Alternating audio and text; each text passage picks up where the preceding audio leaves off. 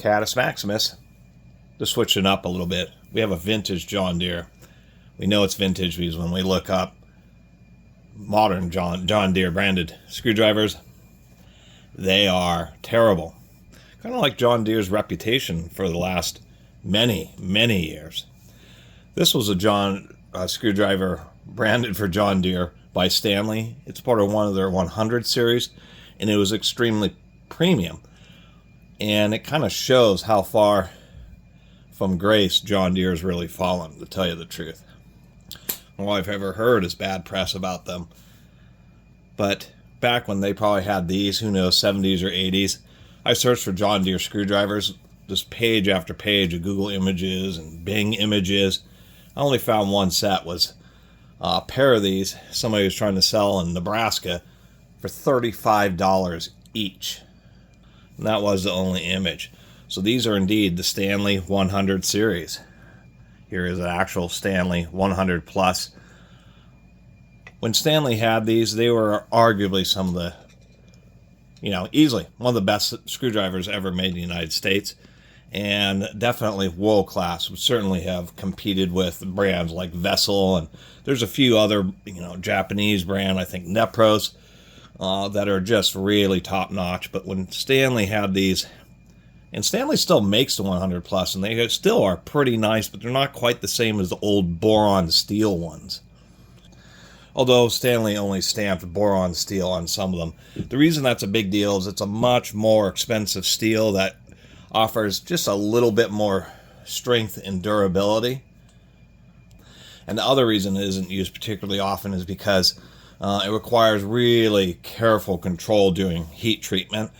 You can't just take and manufacture 100 of these, throw them in a wire basket, and then run them through an oven and then quench them, because the ones on the outside will cool at a different rate than the ones at the core of the mass, and you can't really get away with that with boron steel. They really need to be properly quenched.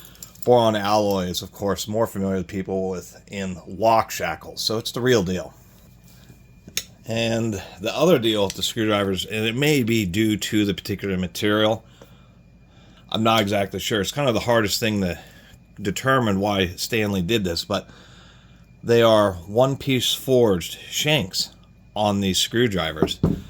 This is a big forged ledge, so if you're actually hitting this with a hammer, it won't drive the handle into the screwdriver. That's really the only reason they have forged this flange into it. Being square stock, it really gets good bite in the driver handle, and it does have that beautiful finish. Since it was forged, all four sides are actually ground, and surprisingly enough, we can just see the scratch marks there where the screwdriver tip was ground. So there was, most flathead screwdriver tips are run through a roll press, which pinches, and then it's heated up and it's roll forged, pinches out the flat. It's a heck of a lot more expensive to forge something and then waste grinding wheels and time to grind out the flat. That's just way more intensive and expensive of a manufacturing process. But I guess the deal is it just provides a little bit more strength and overall bending resistance. But for screwdrivers, they're almost all made out of some form of wire stock, which is fine because it's cold drawn and it is a kind of come pre-forged, but they do some post-manufacturing heat treatment, just because one-piece forging screwdriver handles or stems I should say, it's difficult to make it cost effective. But that's kind of what made these so famous, was the forged screwdriver handles. And surprisingly enough, back in an era when John Deere was a respectable company and a respected company, it showed. And so when they had John Deere branded screwdrivers, very surprisingly, it wasn't just some cheesy or low grade driver that they wanted to put their name on. They would put it on something that is nothing less than a Stanley 100, old school Stanley 100 series. And this is my little video documenting it.